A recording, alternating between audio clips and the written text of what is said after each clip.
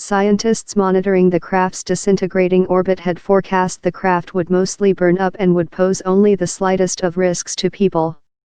Analysis from the Beijing Aerospace Control Center showed it had mostly burned up. Brad Tucker, an astrophysicist at Australian National University, said Tiangong-1's re-entry was mostly successful and that it would have been better if the space station had not been spinning toward Earth.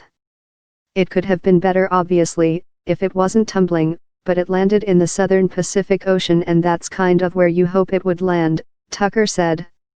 Launched in 2011, Tiangong-1 was China's first space station, serving as an experimental platform for bigger projects, such as the Tiangong-2 launched in September 2016 and a future permanent Chinese space station.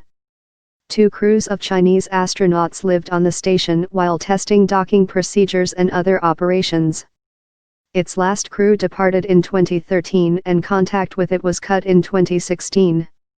Since then, it has orbited gradually closer and closer to Earth on its own while being monitored.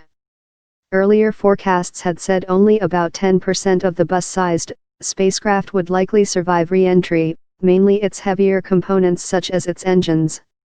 Roger Thompson, senior engineering specialist with the Aerospace Corporation in Virginia, said modeling of Tiangong-1's re-entry by monitors in the U.S. had been highly accurate, leaving him feeling great about their predictions.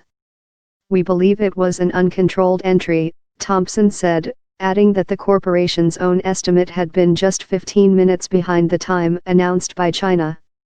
The lack of control was not unusual given that about 15% of satellites re-enter the atmosphere prior to the end of their useful lives, he said. The corporation, which provides technical support for the space industry, had not been in touch with the Chinese side about the re-entry, Thompson said. China's Foreign and Defense Ministry said the country had relayed information about Tiangong-1's return to Earth to the United Nations Space Agency and others. Debris from satellites, space launches and the International Space Station enters the atmosphere every few months, but only one person is known to have been hit by any of it, American woman Lottie Williams, who was struck but not injured by a falling piece of a U.S. Delta II rocket while exercising in an Oklahoma park in 1997. Most famously, America's 77-ton Skylab crashed through the atmosphere in 1979, spreading pieces of wreckage near the southwestern Australia city of Perth, which fined the U.S. $400 for littering.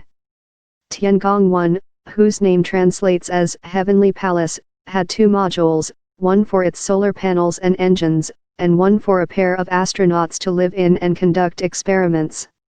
A third astronaut slept in the Shenzhou spaceships that docked with the station, which also contained facilities for personal hygiene and food preparation.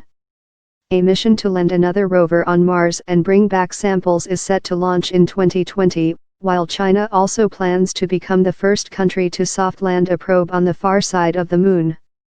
The program's military background has at times been a barrier to greater cooperation with those run by other countries, and it was excluded from the 420-ton International Space Station that is now beginning to wind down.